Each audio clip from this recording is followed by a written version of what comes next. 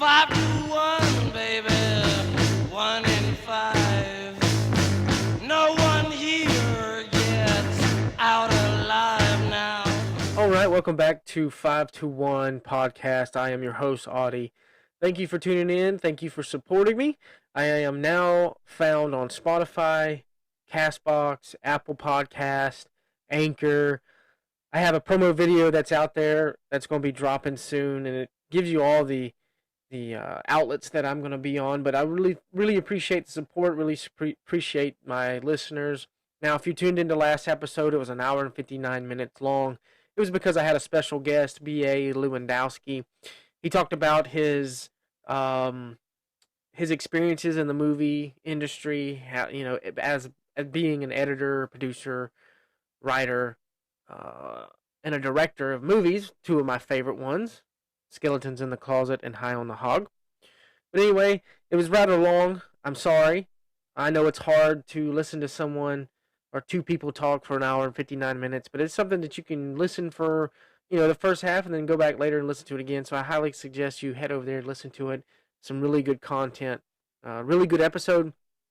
Like I said before in my first podcast, I'm going to try to keep my solo casts, like what this one is, down to 15 to 30 minutes, and then any guest to an hour to 2 hours. So moving forward, thank you for the support. Thank you for tuning in. Today's subject is going to be on Jim Jones and Jonestown. Before I get started, don't hold me or don't quote me on some of this stuff. Now, it's stuff that I already knew, and it's stuff that I've already researched, but there's more story to it than what I'm going to tell you. This is just kind of like a bits and pieces, kind of bring it back to light. I feel like today's generation needs a little history lesson. This new generation needs to be aware of some of the tragic events that America endured during the hard times. But that's here nor there. So like I said, I'll talk about Jim Jones. I'm going to talk about Jonestown, and I'll probably touch a little bit on today's generation. Now, I said before that I don't want this podcast to be, I guess, driven around politics and religion, if that makes any sense. Now, this story or this information that I'm going to talk about this episode, it is going to be politics and religion driven as a person, as Jim Jones as a person. It's the two formulas, I believe, that pushed him over the edge, along with ego and drugs. Now, you've made it 2 minutes and 45 seconds with me. Thank you. Let's get started. I know I'm going to go on talking and rambling, but let's get into this. First of all, let's find out who Jim Jones was. Now, Jim Jones' real full name is James Warren Jones. He was born May 13th, 1931, and he killed himself like a little bitch in November 18th of 1978. He was an American civil rights preacher, a faith healer, and a cult leader. Imagine that. Who conspired with his inner circle to direct a mass suicide and mass murder of his followers in some jungle commune in Jonestown, Guyana. Now, he launched the People's Temple in Indiana during the 1950s, as Reverend Jones was ordained in 1956 by the Independent Assemblies of God, and in 1964 by the Disciples of Christ. He moved his congregation to California in 1965 and gained notoriety with his activities in San Francisco in the 1970s. And then he left the United States, bringing many of his members to Guyana Jungle Commune. Now, with that being said, Jim Jones was a very handsome person growing up. Well, as he was younger. I don't want to say growing up, but he was he brought a lot to the table with his powerful speeches. He was not an ugly man by no means, and that's how he had a lot of charisma about him. And when he spoke, he brought it to the table. He wasn't silent. What he said, he meant. I believe when he first started his I don't want to call it a cult in the beginning. I guess his church, when he started it, the reasoning behind why he started it was to bring unity to, at that time, the people of the 50s and 60s was going through it was a hard time for America with the divide of the black and white people. And he tried to bring it together. And I think when he first started off, I think he meant well, but I think his ego and drugs led him to do what he did, and I think the power went to his head. But when he first started off, he was one of the first rainbow family. I don't know if you know what that is. A rainbow family is basically a family that has mixed races in it. He had a black son. He adopted an Asian boy. So it wasn't just the normal family back in the day, black or I'm sorry, white wife, white husband, white kids. He had an inner, mix of races within his family. But like I said, he tried to do good, tried to unite people in his day. So I think when he first started off preaching religion, and coming up, I think he had good intentions. I really do. But I think a lot of the other stuff kind of went to his head. That and he got on drugs and did some other crazy stuff. But anyway, it's kind of a backstory on Jim Jones. He was an activist coming up, and he was tired of what was going on in American society. Hence why he basically grew his following, and from all the heat he was getting from, I guess, the media, society in general, on what he was trying to do and what he was about, he moved his cult or his following, his people, to the jungles of Guyana. And that's where I think he just lost his mind. Now, we all know that prior to 9/11, the Jonestown Massacre was the largest massive loss of American lives in United States history. The massacre, which was led by cult leader Jim Jones, led over 900 men, women, and children to their deaths. That is wild. This made Charles Manson's mass murders was like child's play. I don't think Manson didn't hold a candle to what Jim Jones did. Horrible, horrible incident. Now, I remember in school they kind of touched on this subject. We didn't really have like a week long of this tragic event, but it was mentioned in school.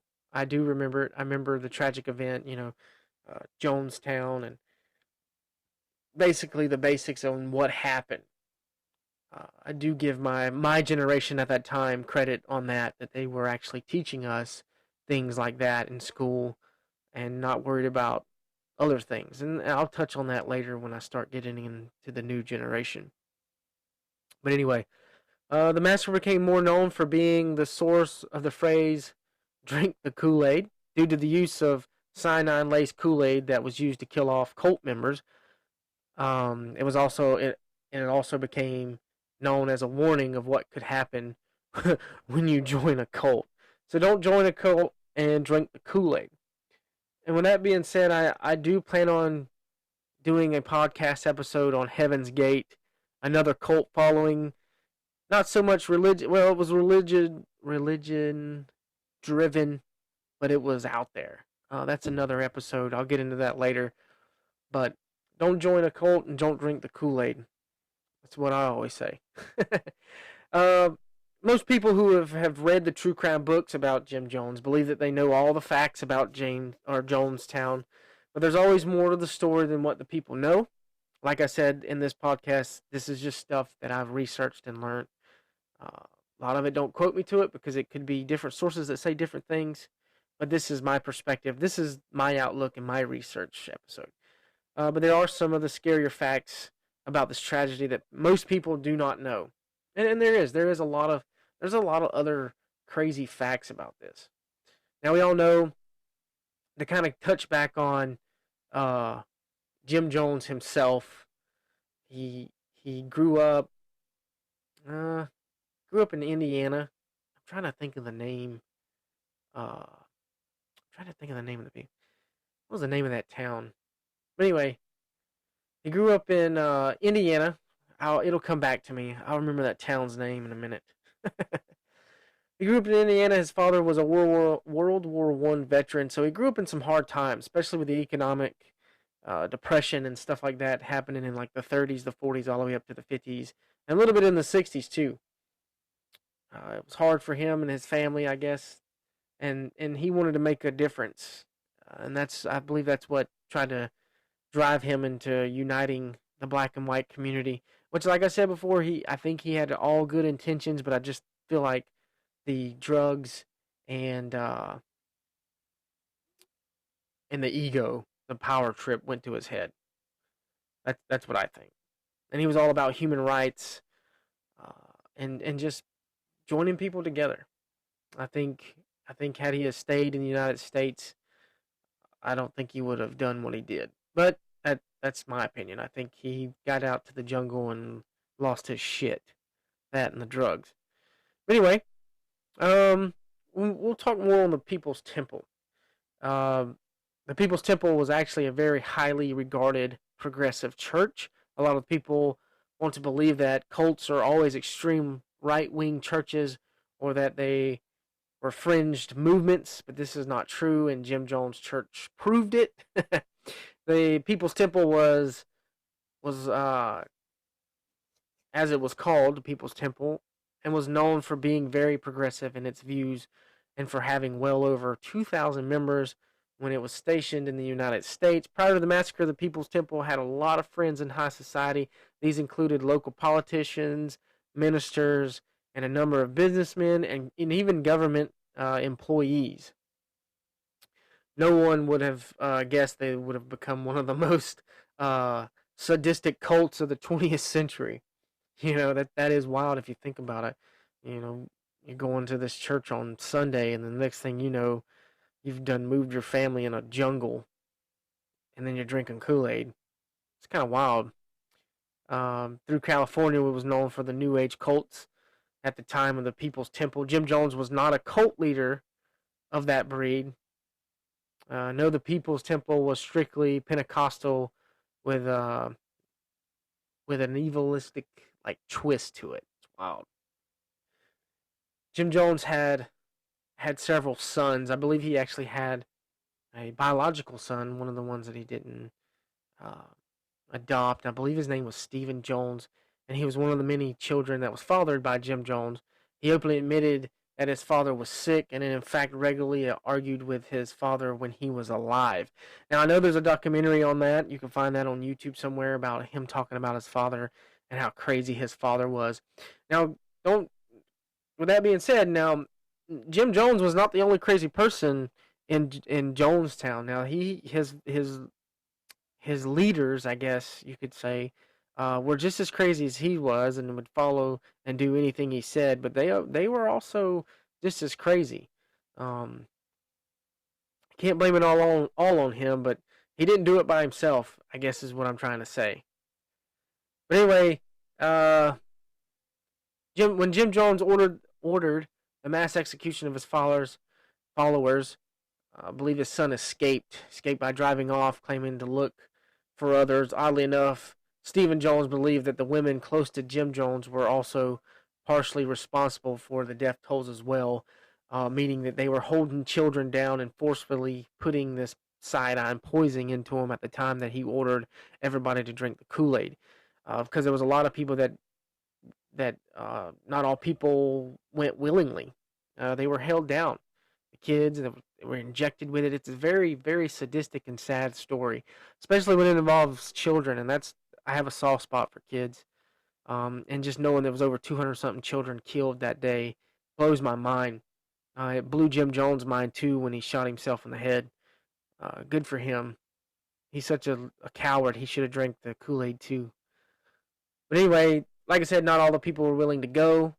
The common misconception about Jim Jones and the Jonestown Massacre is that all the cultists immediately killed themselves at Jones' command, but this wasn't true. Many of the people protested at the idea of suicide, including one woman named Christine, who pointed out that kids deserved better than to die a short life.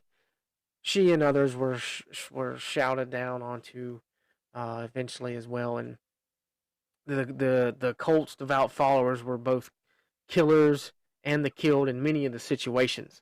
So, like I said, even some of the followers were just as crazy, and those who refused to drink found themselves dying when others shot them in the head or poisoned them by injecting them with the poison. Now, see, that goes back to what I said earlier.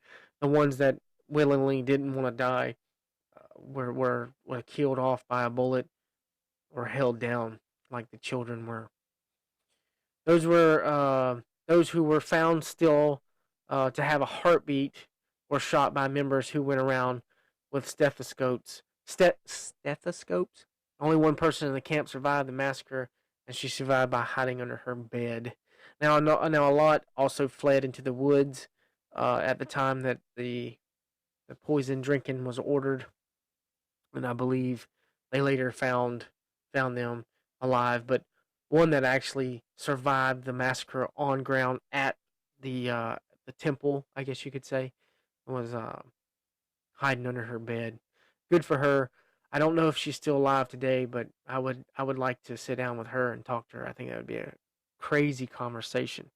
Now, the reason that he moved this cult to Guyana was that he was catching a lot of flack in the United States at what he was trying to do. Like I said, a lot of civil rights movements, uh, the black and white divide, and he was catching a lot of flack for that. So he felt the need to move his following out to the jungles of Guyana, where it was a commune, where they grew their own vegetables, and they worked and did their own things, which later on basically became a slave camp. These people were forced to do this. They made it seem all like fine and dandy over the media because they would send reporters there, and they would basically bullshit them on how much they're happy. He brainwashed those people. That's what he did. He brainwashed them, and then these reporters would report back to the United States, and it was like, oh, it's fine and dandy over there. Let's leave them alone. But it was later on, I believe. I think it was. Can't remember off the top of my head if it was California's governor or Indiana's governor. But anyway, he wasn't buying it. He actually flew out with a crew to try to rescue some of these people that were basically being held against their will. And I believe he was shot along with some of his members at the airport trying to leave. Jim Jones ordered them to be killed, and I believe they were shot. And that was the same day that he ordered everybody to drink the Kool-Aid as well. Um, but I'll move forward on that. But like I said, some of the survivors actually witnessed the suicide, and then they actually witnessed some people going around with stethoscopes killing them. Those that were not dead, which blows my mind.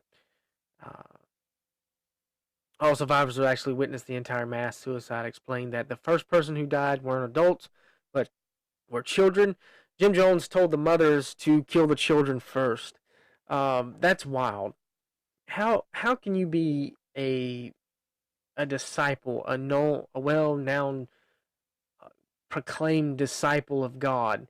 This crazy son of a bitch wanted his people to call him Father or Jesus himself or something like that.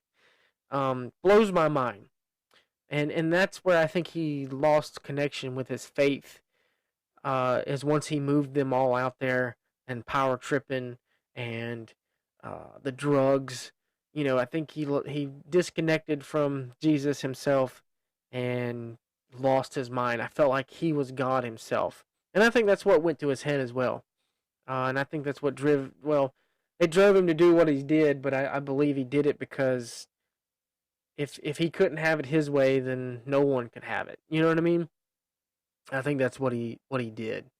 But he ordered the mothers to kill the children first, which blows my mind. And after all, if parents kill their own children, chances are they wouldn't last to live much longer either. So basically, if you've seen these parents, or if you're there and they're killing their own kids, they're pretty much going to kill themselves. Is basically what it's saying. That's wild. I could never think about even hurting a child or my own kid. It blows my mind on how powerful someone can be and lead so many people just by a voice. And we have people like that today. Like, well, Charles Manson back in the day led a cult. He tells somebody to kill somebody and they did it. It blows my mind on how powerful people have, or I guess positions that they have. Um, Basically, and it being religion and politics or something of that matter driven. It's very dangerous cults happen when that happens. It's not surprising to hear that uh, back then, the CIA and FBI studied Jonestown to find out more about it and what it was about. Find out about Jim Jones, and basically they were monitoring him in a sense, and then they needed to, because a lot of these families were reporting to police, CIA, FBI, these government agencies, like, hey, my mom and dad are over there and they're being held against their will, and they can't come back, and I want to see my family. Um, and he caught a lot of flack for that. A lot of people were like, hey, I don't want to be part of this anymore. I just want to leave. And there was a lot of people held there too. It was like a camp. Like I said, it was like a prison camp. Um, a lot of people wanted to defect from Jonestown before the massacre, but were stopped.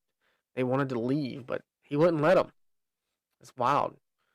Um, and it takes a lot of skill. That goes back to, it takes a lot of skill to convince over 900 people to kill themselves or to be killed for a cause.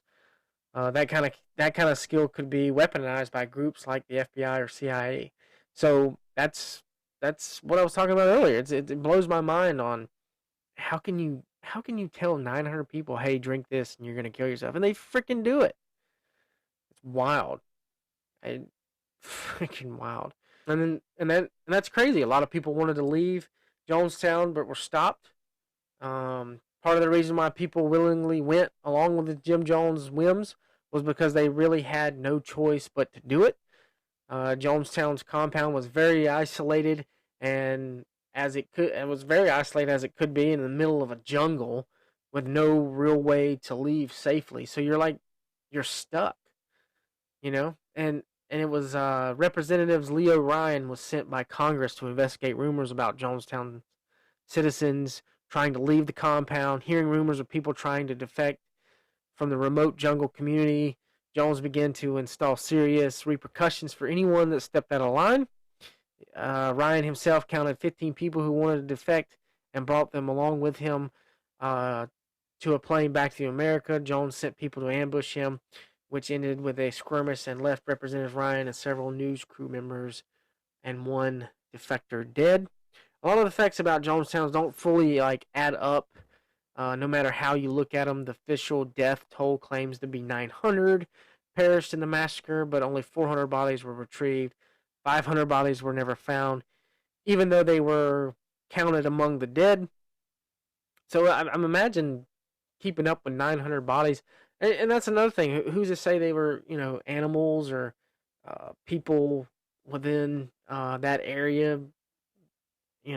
Could have drug them off. It's an unknown mystery, in a sense. Yeah, we counted not over 900, but we only retrieved 400 bodies. You know, and that there you can go back and fact check that too. Um, but I've read it in several different articles that it was over 900, but only like half of that was even found. Blows my mind. Uh, Going back to the actual camp itself, like I said before, it was like a prison more than anything. One of the facts about Jonestown, most people like to recite the fact that it was meant to be a communist Shangri-La. Jim Jones claimed that it would be a wonderful place to live and be, and for a short time it was. So it was a good place to live, and it did start off the way he wanted it to, but uh, I think drug driven, and he went absolutely insane. Is what demolished what all hopes people had, going out to that place. It blows my mind at the some of the things that people would go to lengths of just to follow a person. I know he promised a lot of good things, and the people that followed him saw a lot of good things. But I think once he got moved out there to Guyana, is when it all went downhill.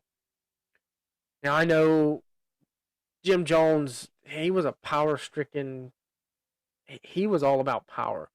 Um, from what I gather, he was bisexual and he would have sex with men to show dominance. And he would have sex with the women because he felt like they were so beautiful that, him being a acclaimed Messiah of God, that it was good for her to have sex with him. He would brainwash these women. So the way I look at it, basically he led these people to anything and everything, and they would do anything and everything for him, and he abused the hell out of them, by basically raping them, having their way with them, telling them what to do. Uh, it's wild. It's wild at how much power someone could had at that time, and led so many people to their deaths. It blows my freaking mind. It's sad knowing that all them children didn't basically they're not alive today and didn't live but short lives. I couldn't imagine holding my kid down and poisoning it for a cause for what? Because there's a better life after this? No, you're crazy. You're insane. But that pretty much sums up the kind of what I wanted to hit on the Jim Jones and the Jonestown thing. It goes really in depth on it. You can go look it up and read it. YouTube some of the stuff that he actually did, and it goes deep. Um, I didn't want to go too deep into it because even reading some of the facts and some of the things, researching it, kind of pissed me off, especially when I got to the part about killing the families and stuff. And what's so strange is he was one of the first rainbow family. He had the intermix of races. Like he just started off so good. I think he had a good thing going, and he let the drugs and the power go to his head. I think the ego got the best of him.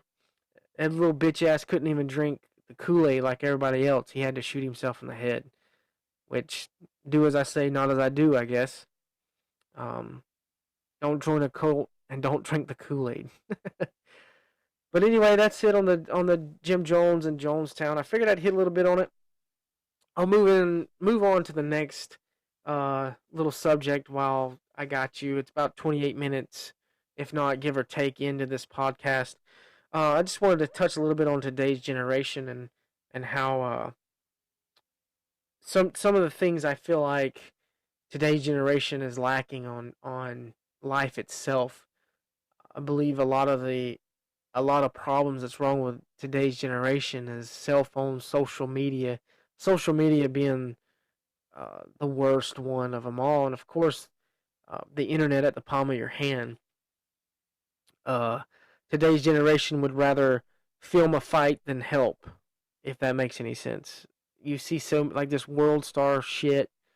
You see these TikToks, you see YouTube of people brutally getting beaten, and no one's lending a hand. They would rather just pull out their cell phone and record it.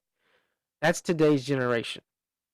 Today's generation is led by if I get a like or a review or someone subscribes, it makes me feel more wanted. I feel more of a person. I have more power. And that kind of goes back to the way I think Jim Jones felt. I felt like his following was like some of these YouTubers with these big numbers of subscribers. They feel like they have such a platform where they have so much of a say so in anything and people will listen, and it makes me sick. It makes me sick because of some of the stuff that that is driven from these social media outlets. Now, with that being said, I am a social networking person. I am an influencer. I do a lot with social media, but I feel like I'm on the good side of social media. I don't I don't want to devil on the side of using social media to harm somebody or ruin someone's life. I do this for fun and enjoyment. I have a Facebook page dedicated to my influencing, my podcast, my YouTube. It's all passion projects. I love it. I like it because of the social networking. I like it because I can get in touch with other people that have the same interests as me, or I can learn about somebody that I'm not interested in, and they can kind of teach me uh, their outlooks on life. That's what I use social media for. But today's generation doesn't do that. Today's generation, it uses social media to hurt people. Now, not all part of the generation, not all this generation, but a lot of this generation would rather sit inside and play video games and play on their phone all day than they would to go outside and play, to fall off a bike, to skin their knee, to play sports or anything like that. Kind of like what I did when I grew up.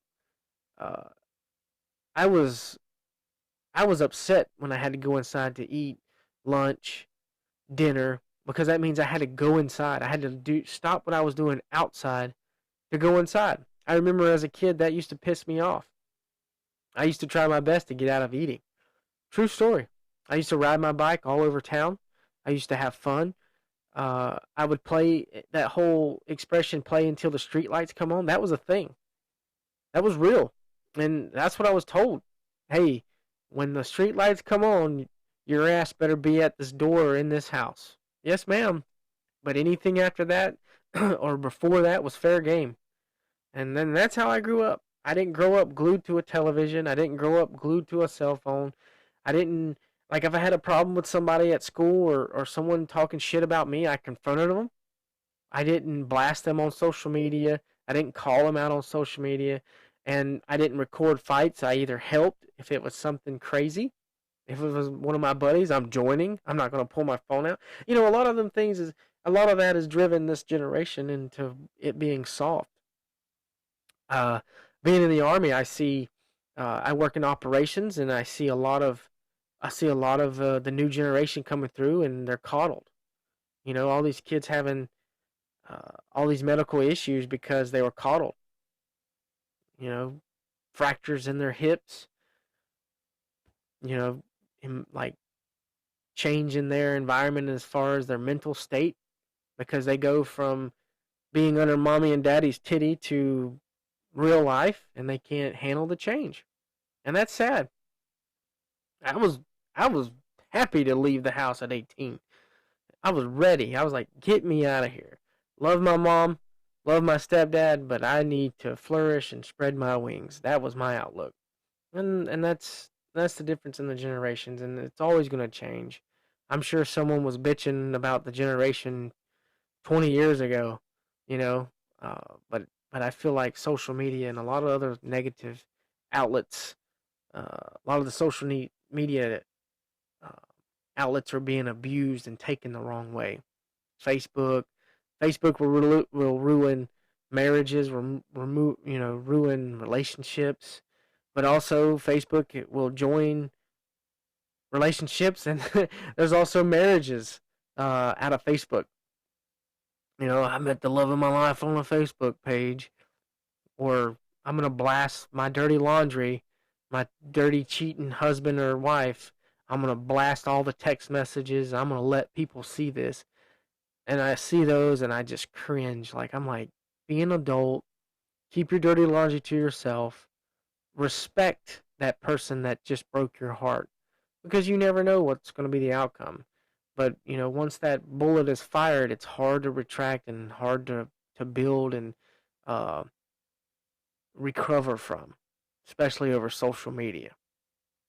People screenshot that shit, and social media doesn't forget. So that's my 2 cents on the generation. I could go all day on this. I just wanted kind of to bring the light on uh, social media and generation, I guess.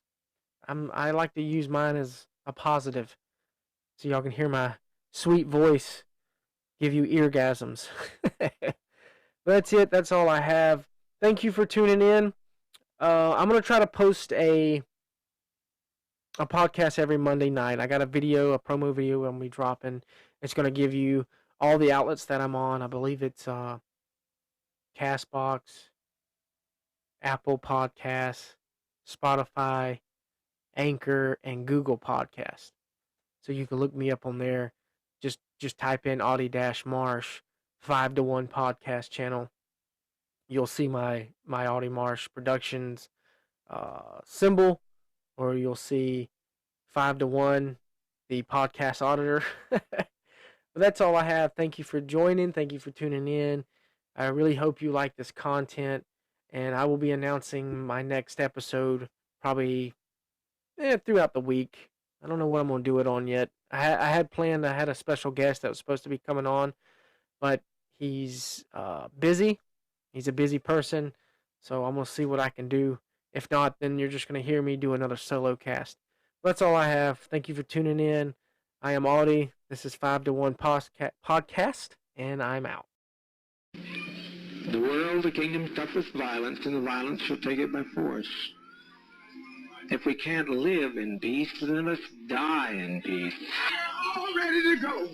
If you tell us we have to give our lives now, we're ready. I'm pretty sure all the rest of the brothers are with me. Only at first. Living, you're looking at death. It only looks. Living is much, much more difficult. Raising up every morning and not knowing what's going to be the night's bringing. It's much more difficult. It's much more difficult.